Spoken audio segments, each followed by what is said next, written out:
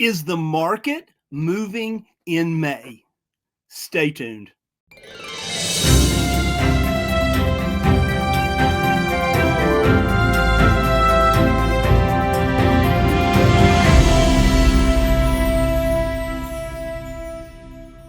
Welcome to this week's edition of Note School TV, where every week we bring you the most amazing content as well as the most amazing guests. But today is our May market update. And guys, it's filling in the creases out there in the different parts of the market as it stands in May. Yep, the market is moving in May. So with that, few things here. Let's do some housekeeping. First of all, make sure and like this episode. Hit the like button. Share this with your friends. Continue to send your comments. We love to hear from you. Eddie and I read each and every comment that you guys send in. So make sure and continue to do that. Make sure and subscribe to the Note School TV channel if you have not already done so. And last but not least, make sure and hit the bell notification so that you will be notified when every Wednesday at 11:05. Also, if you'd like to know more about what we do at Note School, simply go to noteschool.com/TV. Again, noteschool.com/TV. And with that, we are not going to waste any time today. We have a lot to go over. So I'm going to bring on our Chief Visionary Officer, founder of Note School, all-around good guy, Mr. Eddie Speed. Good morning, Joe. Good morning. How are you? Well, I'm going to tell the audience something today that I told you guys before we started for just a moment. Joe, the slide deck that you've built for the market update, I think for May 2024 is probably the best I've ever seen. It has the most relevant market stuff and a lot of categories, a lot of varieties. So you guys, I don't know how long it'll take us to do, Joe, and I don't care. Let's just cover it quickly, but well. Yeah, it's those little pieces, right? And there's a lot of little pieces that continue to add up, right? And by the way, there's a little surprise at the end. So don't hang up early because I'm going to give you guys a little surprise at the end. That is probably something that a lot of you don't know is like the mechanics of how to sell or finance a rental and why you should. I don't know if 2.5 or 3 times the net income would matter to you, but you might want to stick around for that. So, Joe, let's do it.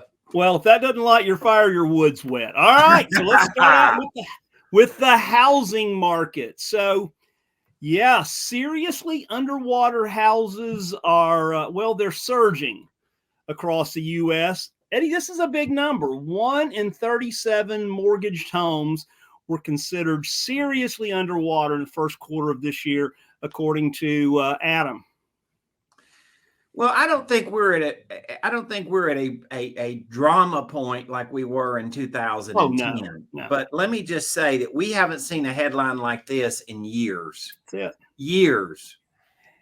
And this is the big thing. It's considered seriously underwater when it's worth at least 25% less than they owe on the property.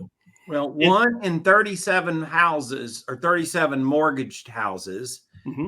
And to hit that level is something to pay attention to. I'm not worried about us having a major real estate residential crash. I'm not worried about a residential crash, but I will say that we pay attention to these marks.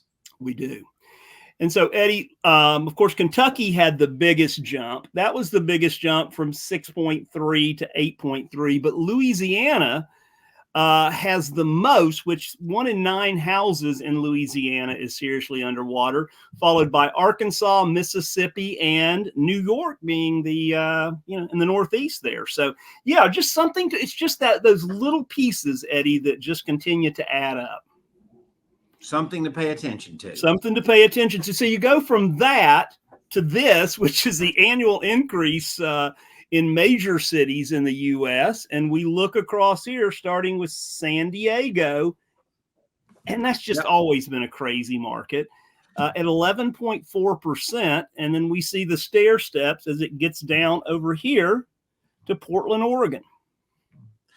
Well, San Diego did hit a flat spot for sure.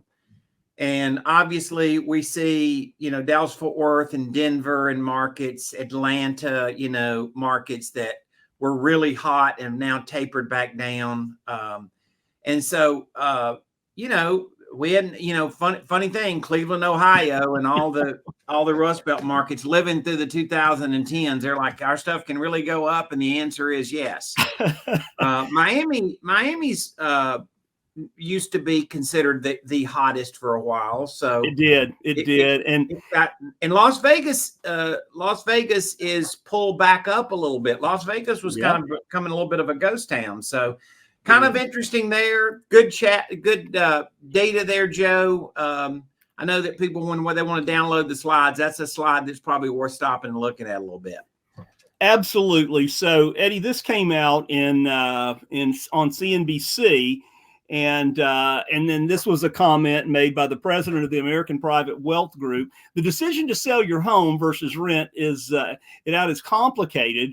Renting out your home isn't easy money. Yeah, no kidding. And sometimes I've heard a lot of people say in my life, Eddie, be careful about wanting something too badly. It's not the panacea you think it is. So yeah, a couple of the things there just to point out. Typically, if you're going to rent your house, you got to pay 25% more in insurance, and then if you rent it out for too long. And with so many houses going up in value, it then becomes a challenge with that first 250 or 500,000 in capital gains that you can't then take because that clock starts the second you rent it. So yeah, that was a pretty good read there. Yeah, it is. And I think that a lot of people are unaware of the economics of what other alternatives you would have other than renting your house. And so at the end of this, as I alluded to a little bit ago, I just did an article for a magazine. And I'm going to have that available as a download to you guys for this show today, as in your show notes. And it's going to really prompt an idea with you of how much more money you could make by seller financing your rental versus renting it. First of all, the work factor is 10 to 1, right? 10 being the rent, 1 being seller financing. That's right. But secondly, the cash flow is close to 3 to 1, 3 times the net income to seller finance versus rent. And I don't want to spend the whole show talking about it, Joe, but let's just say that when you do that, you read that article, then you might consider that. All right, Joe. Absolutely. Let's move on. So this was a good one. Again, with CNBC, 1/3 of single-family homes are newly built. So 33.4 single-family homes for sale today are newly built. And that's almost double from pre-pandemic levels. And that actually came through Redfin.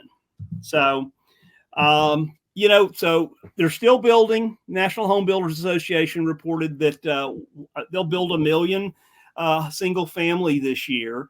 But it doesn't really mean that, it's here that it's really ramped up. It just means that that's what generally happens. But this is what I thought was interesting. Meanwhile, home builder sentiment has fallen for the previous 7 months again in May. Well, it's two things. It's cycle time. Mm-hmm. It's how long it takes them to build, how long it takes them to get sold, right? And we've had a lot of things in other shows about this, and it's cost them money. It has.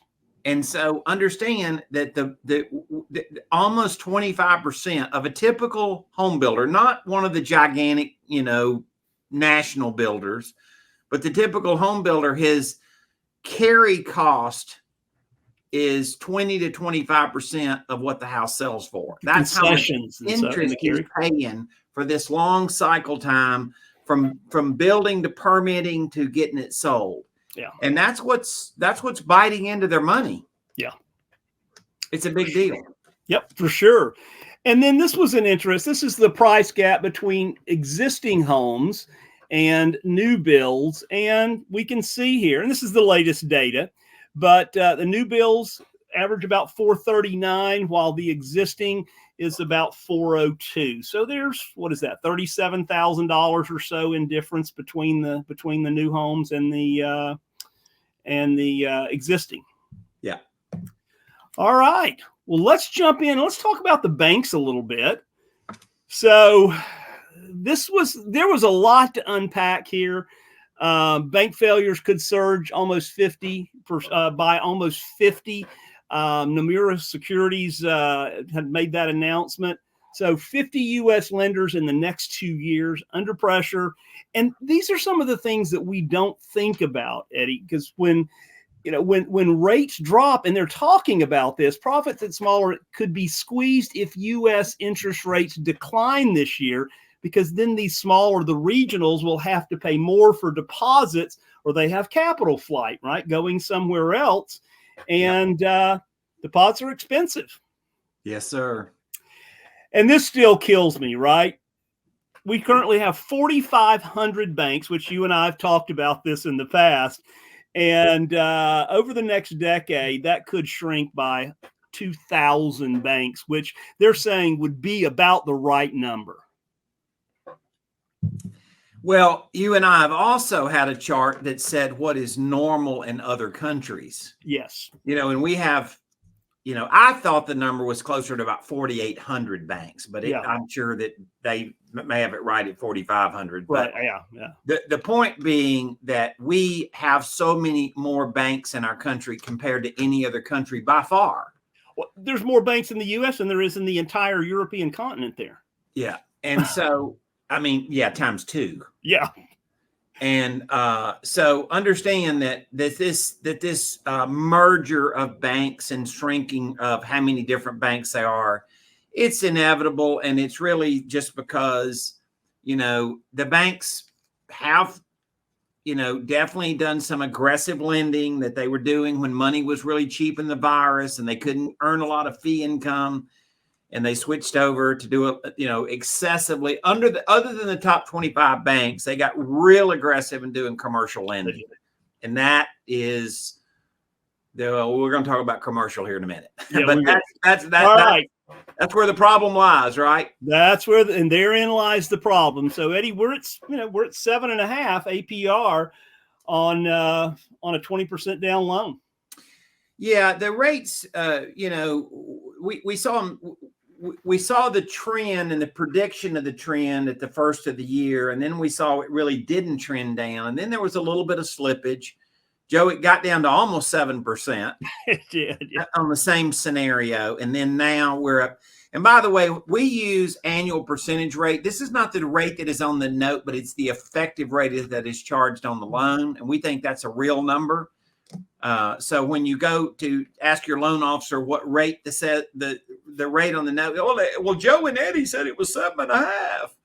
Well, the effective rate is 7.5, right? So I'd like to jump out there and get an arm, wouldn't you?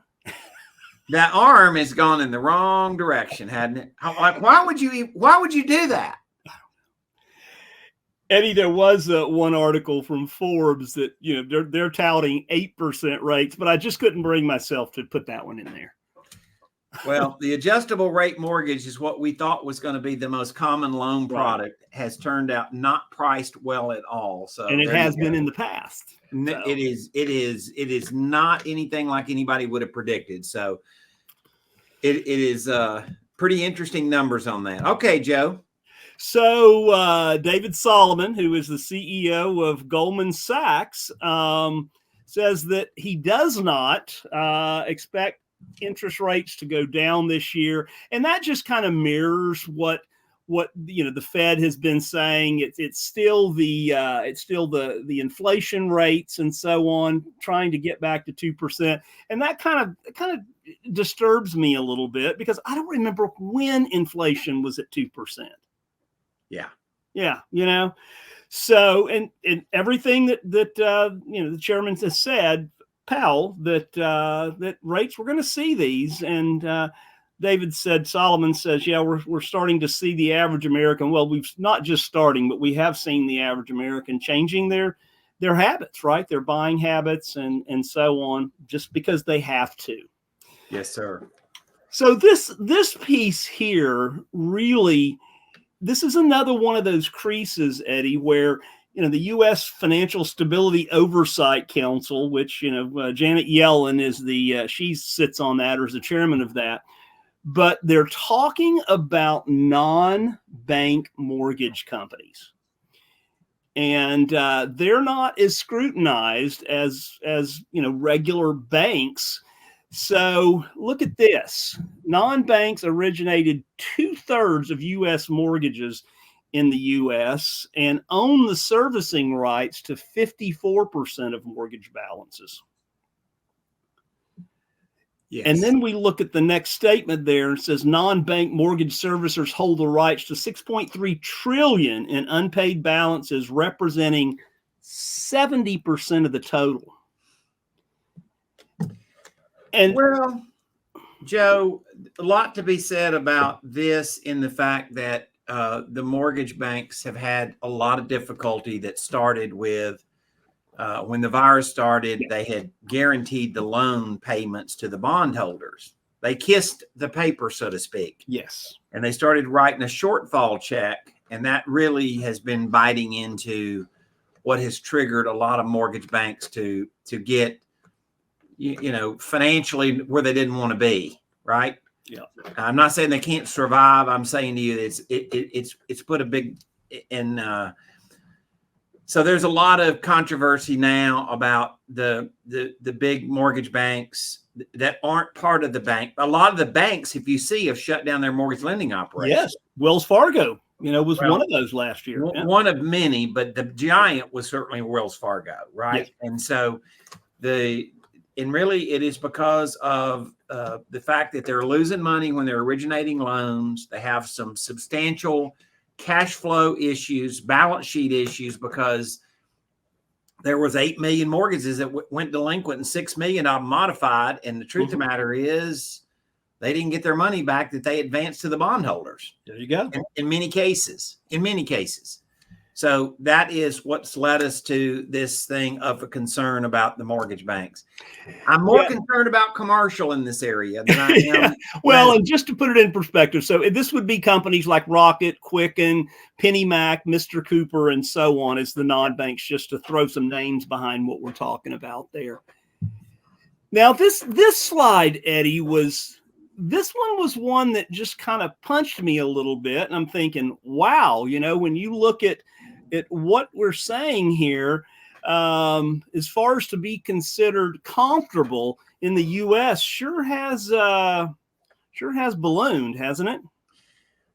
And if you want to see something that jumps off the page at you, look at this. Yeah. Right. And this jumps off the page as far as affordability.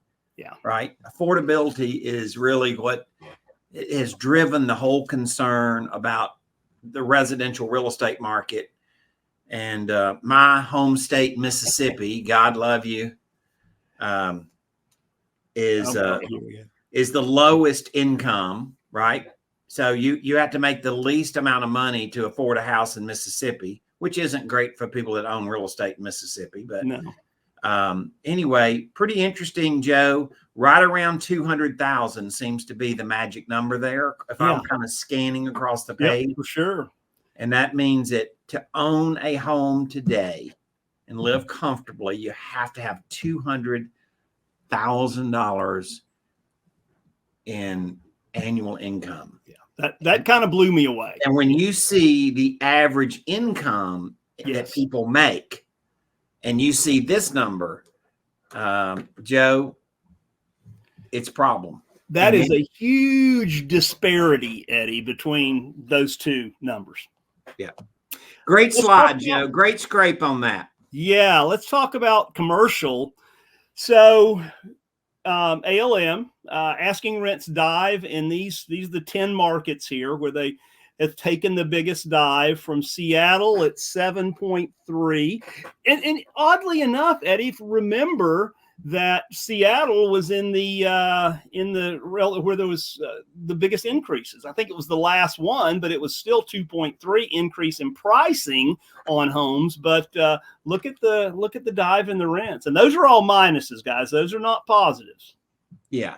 So it is what it is. We've been talking about it. This is a good way of an overbuilding of new apartments. And I'm just saying, guys, what's going to happen in apartments is you're going to have too many apartments. The brand new ones are going to get rented because they're going to give free rent and free cable and for whatever they can. Yeah. And what they're going to do is they're going to be like a vacuum cleaner sucking off the older units. Yep. And so the ones that are going to probably get scratched up the worst are the B and C class units, because people are just going to go move. They're going to go fill up the newer ones, and they're going to suck away from those others. And you're going to see that right here and right down the line, this is the reality that we've been talking about in the multifamily space. Yeah. Maturities coming due, rents dropping, expenses increasing, and overbuilding. Like this is where the rubber meets the road. And so I'm sure that you can talk to your local multifamily promoter, and they're going to give you a completely different story. Yes. I'm just saying ours is actually in the news. Ours is actually in the news, Eddie. There's between the Florida Turnpike and Interstate 90 and Interstate 4 in Orlando. That's about a 6 mile. It's called the Osceola Parkway, and they are just stacked up. They're just one new apartment development next to the other for pretty much that whole 6 miles. It's just nuts. And you and I have seen it in Dallas and everywhere we've traveled in the U.S. for sure. All right. It leads to this, right, from Bloomberg. And we reported last week in a regular episode that there was some new commercial debt, some multifamily debt that had been written down. I think it was sold from one bank to Bank of America, maybe at a $500 or $600 million discount. But here we go. For the first time since the financial crisis, right, investors in top-rated bonds backed by commercial real estate are getting hit by losses. AAA portion of this, then this was just one example, secured by property in Midtown Manhattan. They got let back less than 3/4 of their original investment after the loan was sold at a steep discount. More to come on that. And then you look at these guys, the ones that were lower down in rating, well, they got wiped out. Yeah. Yes. There it is. It's very interesting that some of the loan portfolios and the delinquency in the loan portfolios for commercial and particularly multifamily haven't been as delinquent as people would have thought. Right. And the reason is because they kicked the can down the road. Exactly. Right. And they've done all these modifications, but the severity of these loans, the injured loan severity is much worse than the stats look. Yes. And that's just because they've modified the loans. They've done extended pretends, right? And that was in an article. That was in several articles, Joe, in the last 6 weeks. And you and I have been talking about that offline. Oh, yeah. The term extend and pretend was a term that kind of came up after 2008 with some of the loan modification programs on residential mortgages, right? Yeah. Which had a redefault rate of over 50%. Like they were extend and pretend. Right. And I believe that commercial is going to have a swing at that too. Yeah. Like hold your breath. We'll see if it makes it. And half the time it won't. So BizNow, multifamily distress rate nearly, and this just came out this morning. I literally added this to the deck about an hour and a half ago, but nearly doubles in April. So that's a new record of 8.35. And this is the latest, we're still in May. So this is the latest.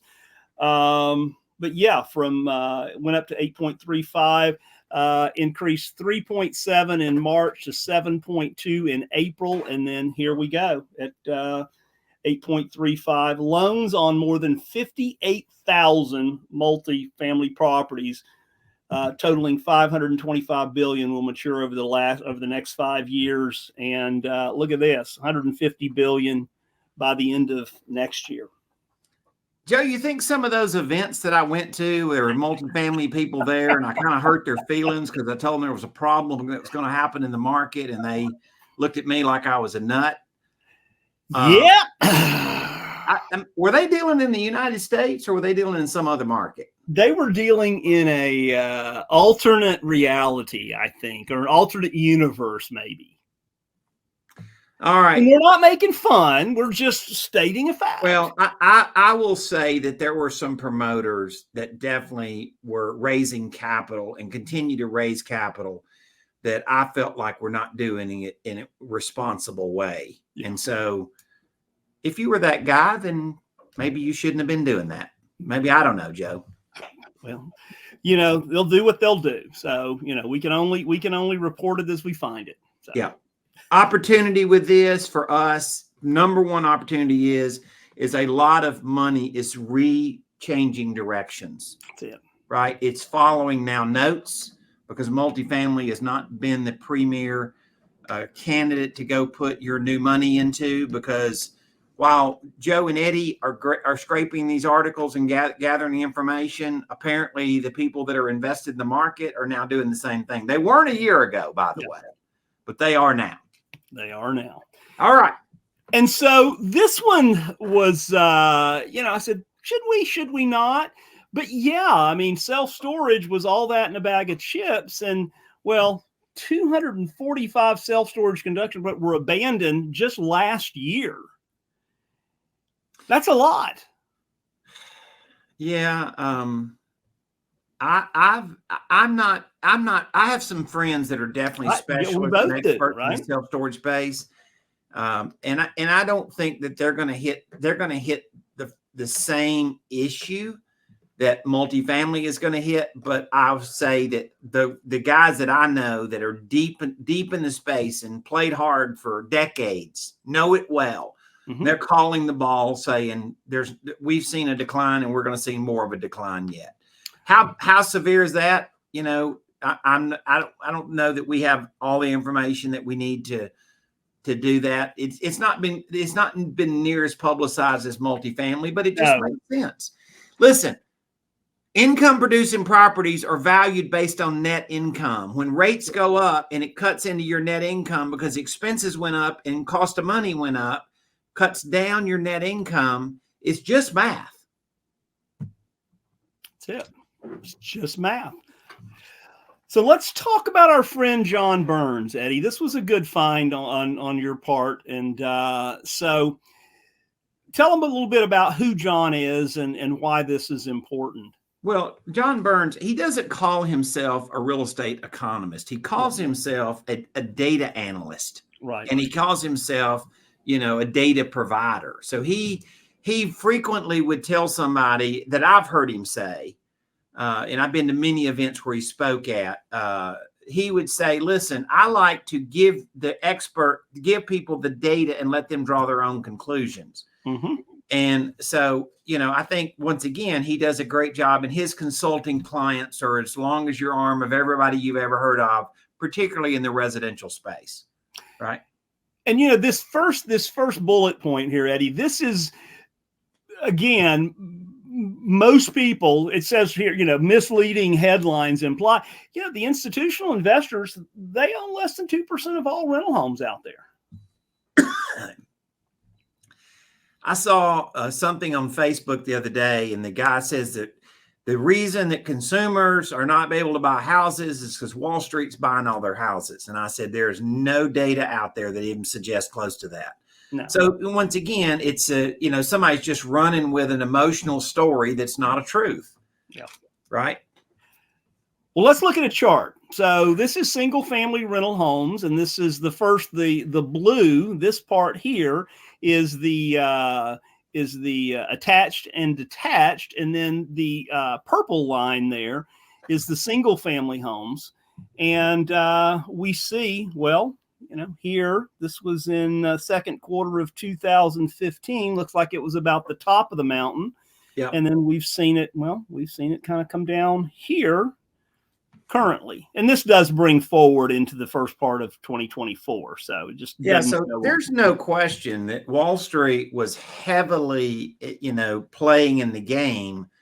But the truth of the matter is, it's just that this is the thing about the data. Now, Joe, listen, it's between 11% and 10%. It's right. not, it's not like it, but once again, they just don't dominate and own as many of these things as we think they do. Because if you read every other article about build to rent, you think that that's the number one thing in the marketplace that is happening, and the data just doesn't say that. That's right. That's it. So this is the purchase market share. And so of course the light gray here is the 1 to 9 properties, which is 18%. And then we get a little bit as the darker gray in here, and the shades of gray change. And then we look at the iBuyers, which is the dark up here.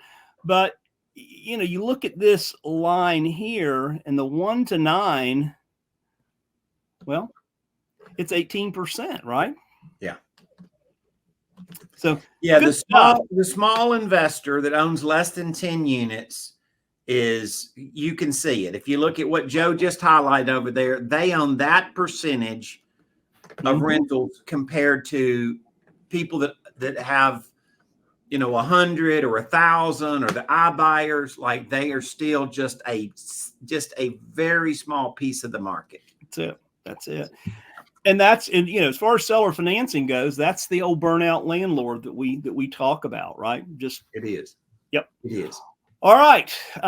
Institutional purchase market share, and this again is 100 to 109 to almost 1,000. Here's the blue, and then there's the darker. But everything there, Eddie, in this last column has continued. It's continued to drop again, and this has been really. It's if you go to some of the real estate masterminds I go to, when they were in 2001 and they were selling to Wall Street and hedge funds like an insane amount, and you see how much of that market has trended now that they're not selling to them, then this chart is the reality that I've seen the real estate investors that were wholesaling houses to these national buyers, and how much of that has faded away. So it's just a reflection of, I've lived it and seen it, because I knew the operators that's who they were selling to, and guys that were all doing north of 100 houses a year. Yeah. So it's just it's a market that, unless you were aware of it, you were not aware of it. Right. That number from first quarter of 2002 to middle of 2022 was that's quite a rise, isn't it? Well, I can remember very distinctly in 2013 when you see this big jump, and all of a sudden these hedge funds were showing up at these masterminds I was going to, because these are the guys that are generating and buying the most houses.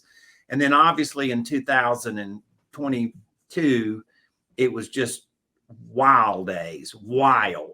And I never will forget that as long as I lived. Those guys were paying up to 115, 120% of fair market value.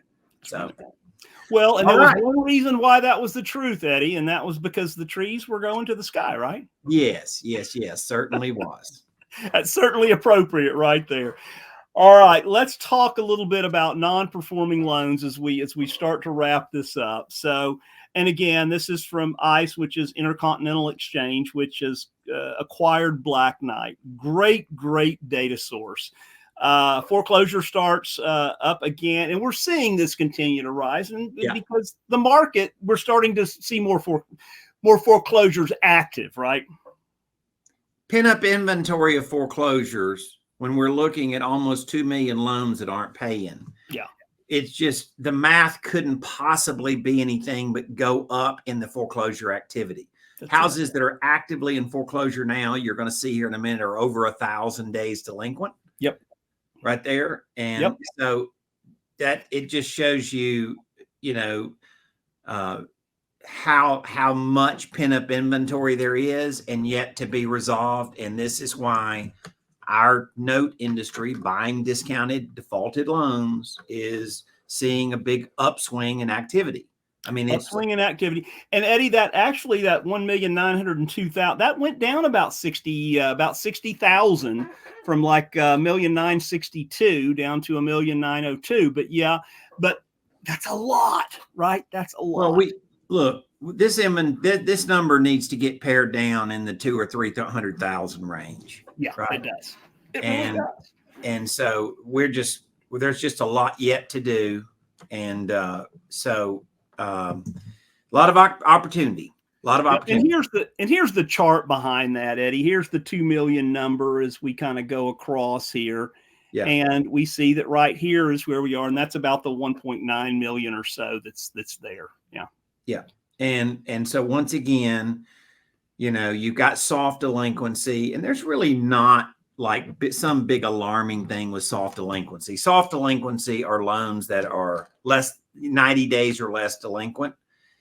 And that number is not really trending up. That's because underwriting is really tight. Wow. It's not a shocker that it's not trending up because the underwriting's been tight. That's why it's so good to seller finance today, is so many people have been left behind and can't qualify for a conventional mortgage. That's it. It's the pin-up inventory because of the virus. It's the loans that have gotten seriously delinquent, years delinquent, that have still not come out the other end. They've not foreclosed yet, and they've not paid the loan off, and they've not modified. Like that's the inventory. And there's several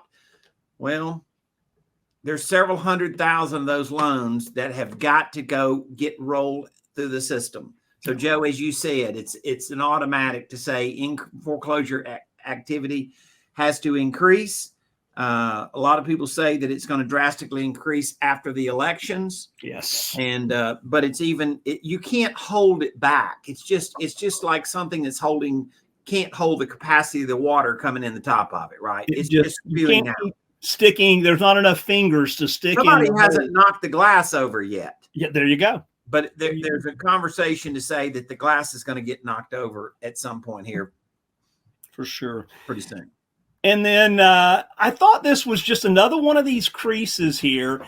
And when we look, even back here, when debt to income, payment to income ratio, back in the height of the as the market started to crash back in 07, 08, at 33.9, and here we are today, it's at 36.1. So this is just another one of these things. It just creeps up just a little bit. Look how it had gone down here. And of course, that was when rates were at 3%. And now everything's changed. What a difference a couple of years makes. Yeah, that spike you see in that dark blue, that spike that has gone up since 2022 to today, is literally people's debt service on the same loan is not quite double, but scaring the heck out of doubling. Yeah, it absolutely has. All right. As we wrap it up here, we've talked about, Eddie, this is right here. This is our note cycle. Yeah, I started in 1980 and it was a note cycle. And then, for sure. And then the 90s, there was a lot of capital that really was chasing the note space, which increased the activity of people creating notes. In the early 2000s, you saw subprime lending, and nobody wanted to seller finance because you could go get a mortgage loan every day of the week for anybody that you could just hold a mirror underneath their nose that they could moisten the mirror. They were breathing. Yeah. They got a loan. And then all of a sudden, 2008. And so really in this, if we take this decade, right, the 2020s, in the early part, not many people needed seller financing or wanted seller financing. If you look at it today, it's pretty drastically different. And it's because of the virus, and it's because of inflation, and it's because of expenses, and it's because of property values. Joe, I just wrote an article. You did? I wrote an article for my friends at Realty 411, and she asked me to write an article. The title of the article is, "It crazy to seller finance your rentals or crazy not to?" Great title. And this article is a download, and I go through some fairly specific things in there about the market and the cycle and the money. I can tell you that the odds are, if you will run the math on your rentals, you're going to find between 2.5 and 3 times the net income, not gross, net income of seller financing versus renting. Guarantee you it's over 2. Guarantee you it's over 2. It could be 2.5. In some cases, it's even grown to 3 times the net income to seller finance versus renting. So if that's of interest to you, I thought you guys might like to read that article, and appreciate Realty 411 printing that for me, my old friend Miss Linda there, and thought that would be something of value. So guys, man, we covered a lot of information. And you're saying why? Why do you guys cover all this information? Listen, do you want the weatherman to look at a lot of variables to determine what storms are going to do and heat waves are going to do and cold waves are going to do? Do you want them to study the whole map, or do you just want to look through a keyhole, right? You're saying, well, if you look through a keyhole, they might not know that the weather in California might affect the weather in Texas and on down to the weather in Florida. And the answer is, you're exactly right. It may not always, but it might. And so we're trying to look at the whole map and see how this is coming together. I can say this, Joe, the inventory of notes has drastically increased. The viability of people seller financing a rental has drastically increased. The inventory of non-performing notes, we are seeing on a big uptick. And so for all of those reasons, Joe, we say that it probably makes more sense for somebody to be in the note business today than just traditional real estate. And that's for some people that are like falling on off. They're going to fall on the sword saying we're wrong. We're just trying to show you data information that says that. We're not saying everything in real estate is bad. We're not trying to say everything in real estate is good. We've been calling the ball on commercial and multifamily honestly, we've been calling the ball on that for 2 years. And a little bit to back, Joe, when we were first doing it, people thought we were a little bit crazy. They did. Well, maybe we are a little crazy. Well, true. Yeah, I think most people would agree with that. That's a fair statement, right? Yeah, great information. Glad we were able to bring that to you guys this morning. And again, share this, right? This is for anybody that's out there that's in the real estate space, whether they're mortgage brokers or lender or bank, work at the bank or whatever it is, they're thinking of investing in a REIT or something like that. Just understand the market before you write the check, right? That's it. All right. We'll see you guys next week. Thank you so much and have a great week. Bye-bye.